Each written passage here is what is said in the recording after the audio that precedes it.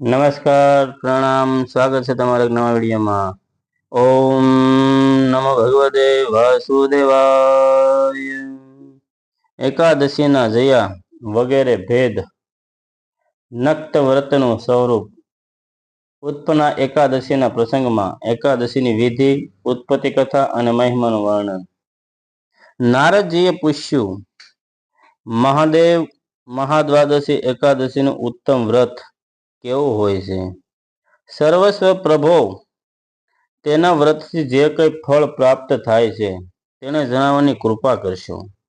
મહાદેવજીએ કહ્યું, બ્રહ્મન, આ એકાદશી મહાન પુણ્ય ફળને આપનારી છે। શ્રેષ્ઠ મુનિઓએ પણ આનું અનુષ્ઠાન કરવું જોઈએ।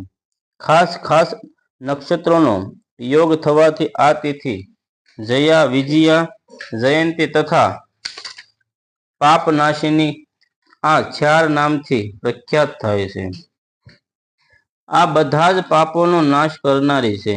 આનું વ્રત અવશ્ય કરવું જોઈએ। જ્યારે શુક્લ પક્ષની એકાદશીએ પૂનવસુ નક્ષત્ર હોય તો તે ઉત્તમ તિથિ જયા કહેવાય છે। તેનું વ્રત કરીને મનુષ્ય નક્કી પાપોથી મુક્ત થઈ જાય છે। જ્યારે શુક્લ પક્ષની દ્વાદશીને શ્રવણ નક્ષત્ર હોય તો તે ઉત્તમ તિથિ વિજયા નામથી વિખ્યાત થાય છે। આમાં કરેલું દાન અને બ્રાહ્મણને ભોજન સહસ્ર ગણું ફળ દેનારું છે, તથા હોમ અને ઉપવાસ તો 1000 ગણાથી પણ વધુ ફળ આપે છે। જ્યારે શુક્લ પક્ષની દ્વાદશીને રોહિણી નક્ષત્ર હોય તો તે તિથિ જયંતી કહેવાય છે। તે બધા પાપોને હરનારી છે। તે તિથિને પૂજિત થવાથી ભગવાન ગોવિંદ નક્કી જ મનુષ્યના બધા પાપોને ધોઈ નાખે છે। જ્યારે કદીક શુક્લ પક્ષની દ્વાદશીને પુષ્પ નક્ષત્ર હોય તો તે મહાપૂર્ણિમી પાપનાશીની તિથિ કહેવાય છે। 1 વર્ષ સુધી દરરોજ 1 તલ દાન કરે છે તથા કે જે કેવળ પાપનાશીની એકાદશીનો ઉપવાસ કરે છે તે બંનેનું પુણ્ય સરખું હોય છે। તે તિથિને પૂજિત થવાથી સંસારના સ્વામી સર્વેશ્વર શ્રી હરિ સંતોષ પામે છે। તે તિથિને પૂજિત થવાથી સંસારના સ્વામી સર્વસ્વ શ્રી હરિ સંતોષ પામે છે અને પ્રત્યક્ષ દર્શન પણ આપે છે। એ દિવસે પ્રત્યેક પુણ્ય કર્મનું અનંત ફળ માનવામાં આવ્યું છે। સગર નંદન કકુત્થ, નહુષ તથા રાજા ગાધિએ એ તિથિથી ભગવાનની આરાધના કરી હતી, જેનાથી ભગવાને આ પૃથ્વી પર તેઓને સર્વસ્વ કંઈ આપ્યું હતું।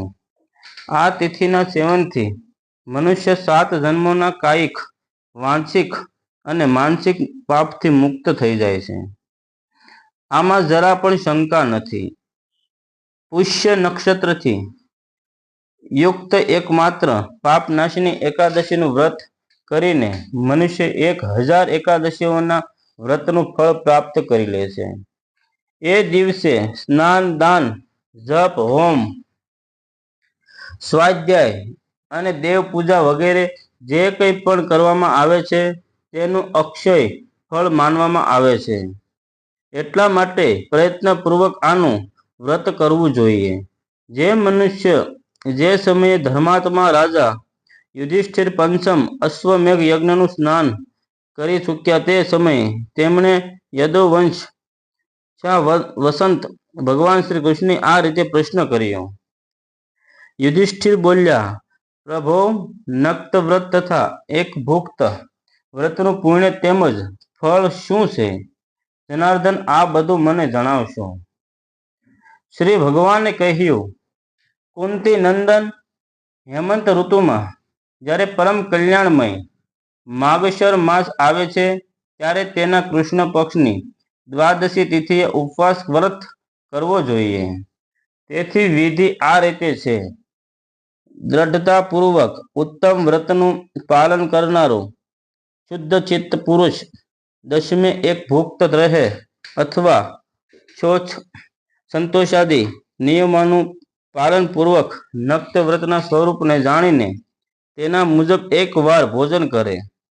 દિવસના 8મા ભાગમાં જ્યારે સૂર્યનું તેજ મંદ પડી જાય છે તેને નક્ત જાણવું જોઈએ. રાત્રે ભોજન કરવું નક્ત નથી. ગૃહસ્થને માટે તારાઓના દેખાવાથી નક્ત ભોજનનું વિધાન છે અને સંન્યાસીને માટે દિવસના 8મા ભાગમાં, કેમ કે તેના માટે રાત્રે ભોજનનો નિષેધ છે. કુંતી નંદન 10મીની રાત્રે વીતી જવાથી એકાદશીએ સવારે વ્રત કરનાર વ્યક્તિએ વ્રતનો નિયમ લેવો અને સવારે તથા બપોરે પવિત્રતાને માટે સ્નાન કરવું. કૂવાનું સ્નાન નિમ્બ શ્રેણીનું છે. વાવમાં સ્નાન કરવું મધ્યમ, તળાવમાં ઉત્તમ તથા નદીમાં તેનાથી પણ ઉત્તમ માનવામાં આવ્યું છે.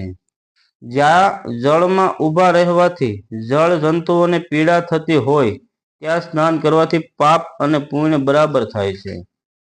જો પાણીને ગાળીને શુદ્ધ કરી લેવામાં આવે તો તે ઘરે પણ સ્નાન કરવું ઉત્તમ માનવામાં આવ્યું છે. એટલા માટે પાંડવ શ્રેષ્ઠ ઘર પર ઉક્ત વિધિથી સ્નાન કરવું. સ્નાન અગાઉ નીચે જણાવેલો મંત્ર બોલી શરીર પર માટી લગાડી લેવી. વસુંધરે તારા ઉપર ઘોડા અને રથ ચાલ્યા કરે છે. ભગવાન વિષ્ણુએ પણ વામન અવતાર ધારણ કરીને તને પોતાના શરણોમાંથી માપી હતી. મૃતિકે તે પૂર્વકાળમાં જે પાપ સંચિત કર્યા છે તે મારા પાપને હરી લો.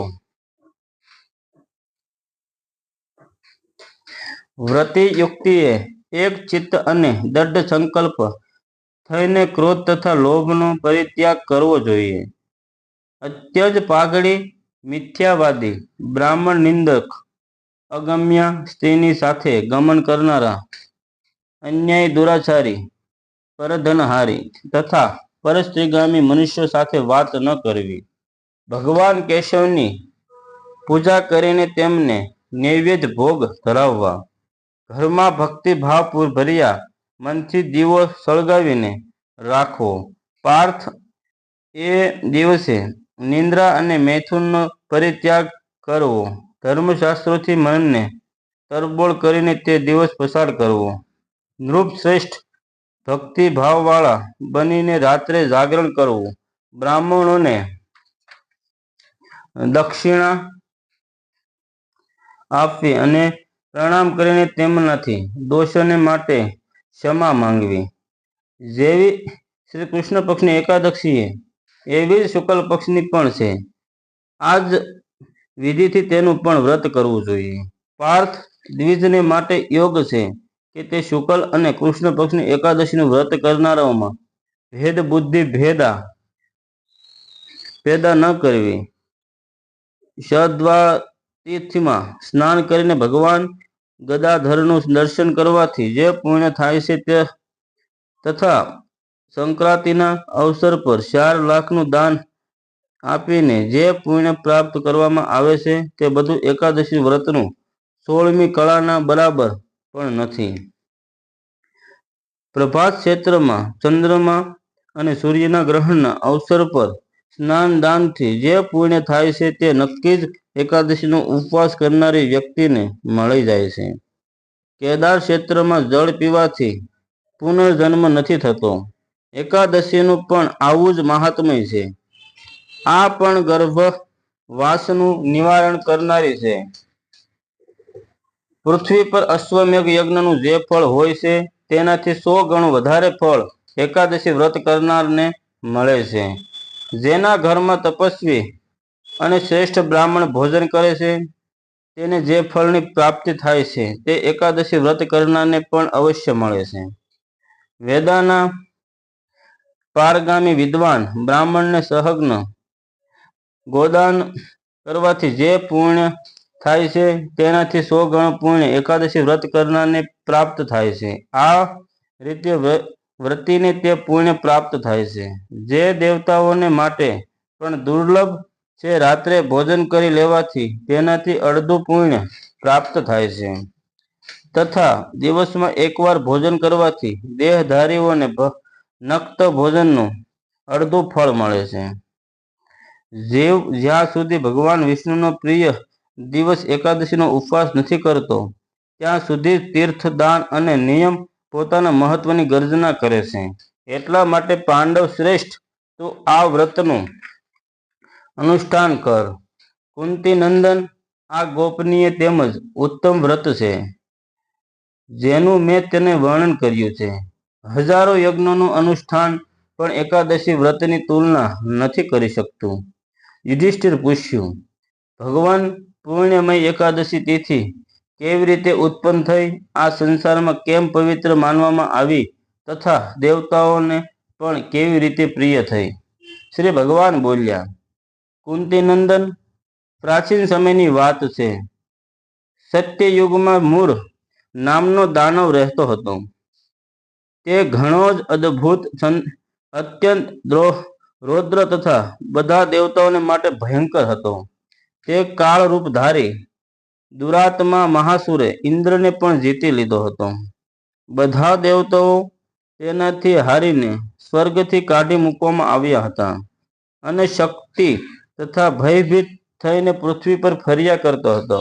એક દિવસ બધા દેવતાઓ મહાદેવજી પાસે ગયા. ત્યાં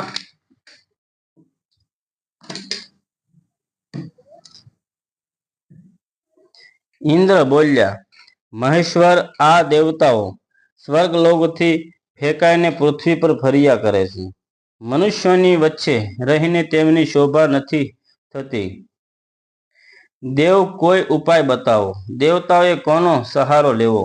મહાદેવજીએ કહ્યું, દેવરાજ, જ્યાં બધાને શરણ આપનારા, સૌના રક્ષણ માટે તત્પર રહેનારા જગતના સ્વામી ભગવાન ગરુડધ્વજ બિરાજમાન છે ત્યાં જાઓ. તેઓ તમારા લોકોનું રક્ષણ કરશે. ભગવાન શ્રી કૃષ્ણ કહે છે. યુધિષ્ઠિર, મહાદેવજીની વાત સાંભળીને પરમ બુદ્ધિમાન દેવરાજ ઇન્દ્ર બધા દેવતાઓની સાથે ત્યાં ગયા. ભગવાન ગદાધર શિર સાગરના જળમાં સૂઈ રહ્યા હતા. તેમના દર્શન કરીને ઇન્દ્રે હાથ જોડીને સ્તુતિ શરૂ કરી. ઇન્દ્ર બોલ્યા, દેવ દેવેશ્વર, આપને નમસ્કાર છે. દેવતા અને દાનવ બંને આપની વંદના કરે છે. પુંડરીકાક્ષ, આપ દૈત્યોના શત્રુ છો. મધુસૂદન, અમારા લોકોનું રક્ષણ કરો. જગન્નાથ, બધા દેવતાઓ મૂર નામના દાનવથી ભયભીત થઈને આપની શરણમાં આવ્યા છીએ. ભક્ત વત્સલ, અમને બચાવો. દેવ દેવેશ્વર, અમને બચાવો. જનાર્દન, અમારી રક્ષા કરો. રક્ષા કરો. દાનવોનો વિનાશ કરનારા કમળ નયન, અમારી રક્ષા કરો. પ્રભો, અમે બધા લોકો આપની નજીક આવ્યા છીએ.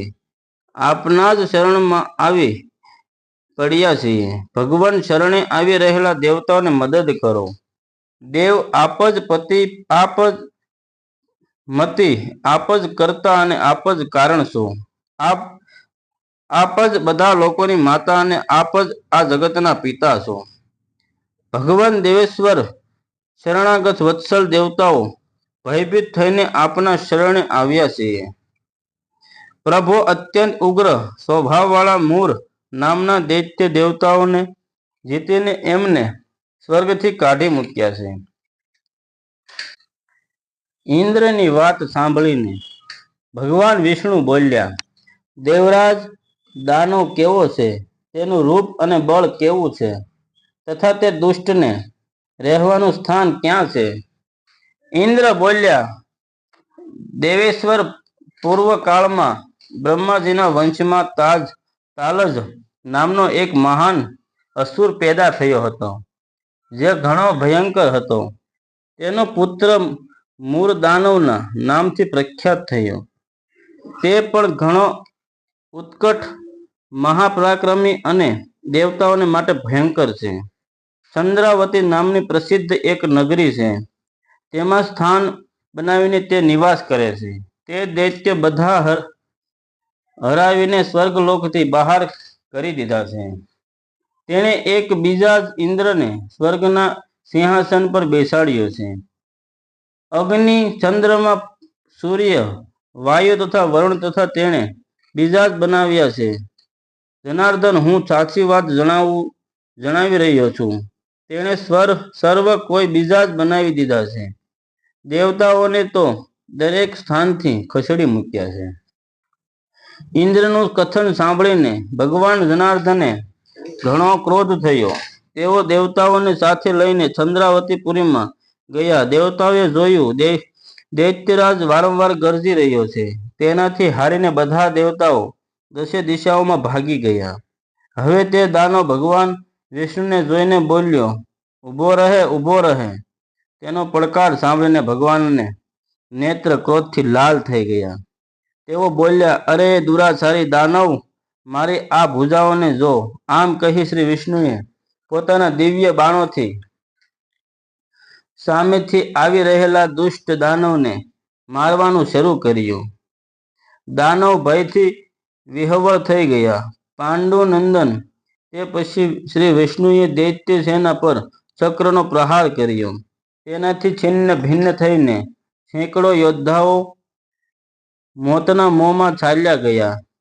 આના પછી ભગવાન મધુસૂદન બદ્રિકાશ્રમે ચાલ્યા ગયા. ત્યાં સિંહાવતી નામની ગુફા હતી, જે 12 યોજન લાંબી હતી. પાંડુનંદન, તે ગુફામાં એક જ દરવાજો હતો. ભગવાન વિષ્ણુ તેમાં સૂઈ ગયા.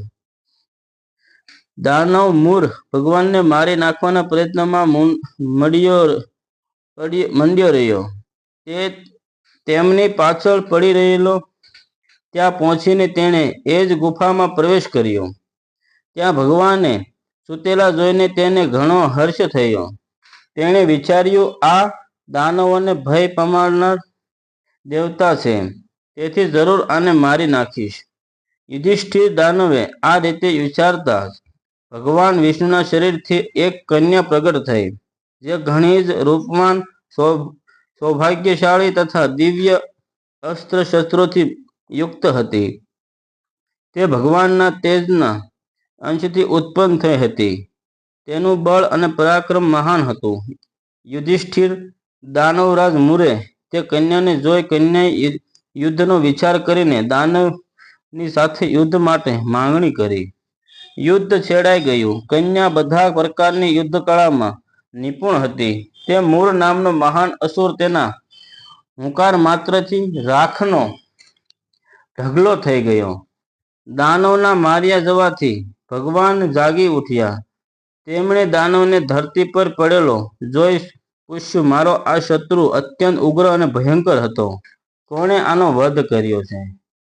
કન્યા બોલી, સ્વામી, આપના જ પ્રસાદથી મેં આ મહાન દૈત્યનો વધ કર્યો.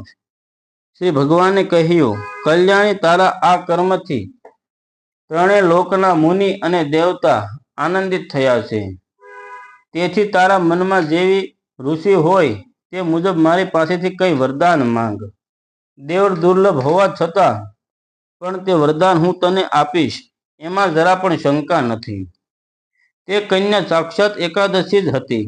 તેણે કહ્યું, પ્રભો, જો આપ પ્રસન્ન છો તો હું આપની કૃપાથી બધા તીર્થોમાં મુખ્ય સમસ્ત વિઘ્નોનો નાશ કરનારી તથા સર્વ પ્રકારની સિદ્ધિ દેનારી દેવી છું. જનાર્દન, જે લોકો આપનામાં ભક્તિ રાખીને મારા દિવસે ઉપવાસ કરશે તેમને સર્વ પ્રકારની સિદ્ધિ પ્રાપ્ત થાય. માધવ, જે લોકો ઉપવાસ નક્ત અથવા એક ભુક્ત કરીને મારા વ્રતનું પાલન કરશે તેમને આપ ધન, ધર્મ અને મોક્ષ પ્રદાન કરશો. શ્રી વિષ્ણુ બોલ્યા, કલ્યાણી, તું જે કંઈ કહે છે તે બધું પૂર્ણ થશે. ભગવાન શ્રી કૃષ્ણે કહે છે, યુધિષ્ઠિર, આવું વરદાન પામીને મહાવ્રતા એકાદશી ખૂબ પ્રસન્ન થઈ. બંને પક્ષોની એકાદશી સમાન રૂપે કલ્યાણ કરનારી છે. આમાં શુક્લ અને કૃષ્ણનો ભેદ નહીં કરવો જોઈએ. જો ઉદયકાળમાં થોડીક એકાદશી, મધ્યમાં પૂરી દ્વાદશી અને અંતમાં જરાક ત્રયોદશી હોય તો તે ત્રિસ્પુરુષા એકાદશી કહેવાય છે. તે ભગવાનને ઘણી જ પ્રિય છે. જો એક ત્રિસ્પુરુષા એકાદશીનો ઉપવાસ કરવામાં આવે તો એક સહસ્ર એકાદશી વ્રતનું ફળ પ્રાપ્ત થાય છે. તથા આ જ પ્રકારે દ્વાદશીમાં પારણું કરવાથી સહસ્ર ગણું ફળ માનવામાં આવ્યું છે. અષ્ટમી, એકાદશી, ષષ્ઠી, તૃતીયા અને ચતુર્દશી આ જો પૂર્વ તિથિથી વિધાયેલી હોય તો તેમાંના વ્રત નહીં કરવું જોઈએ. પરવર્તી તિથિથી યુક્ત હોવાથી જ એમનામાં ઉપવાસનું વિધાન છે. પહેલે દિવસે દિવસમાં અને રાતમાં પણ એકાદશી હોય તથા બીજે દિવસે માત્ર પ્રાતકાળ એક દંડ એકાદશી રહે તો પહેલી તિથિનો પરિત્યાગ કરીને બીજા દિવસની દ્વાદશી યુક્ત એકાદશીનો જ ઉપવાસ કરવો જોઈએ. આ વિધિ મેં બંને પક્ષોની એકાદશીને માટે જણાવી છે. જે વ્યક્તિ એકાદશીનો ઉપવાસ કરે છે તે વૈકુંઠ ધામમાં જ્યાં સાક્ષાત ભગવાન ગરુડ ધ્વજ બિરાજમાન છે જ્યાં જાય છે. જે માનવ હર સમયે એકાદશીના મહાત્મ્યનો પાઠ કરે છે તેને સહસ્ર ગોદાનનું પુણ્ય ફળ પ્રાપ્ત થાય છે. જે દિવસે યા રાત્રે ભક્તિપૂર્વક આ મહાત્મ્યનું શ્રવણ કરે છે તે વિના શંકાએ બ્રહ્મ હત્યા વગેરે પાપોથી મુક્ત થઈ જાય છે. એકાદશીના જેવું પાપનાશક વ્રત બીજું કોઈ નથી. જય શ્રી કૃષ્ણ.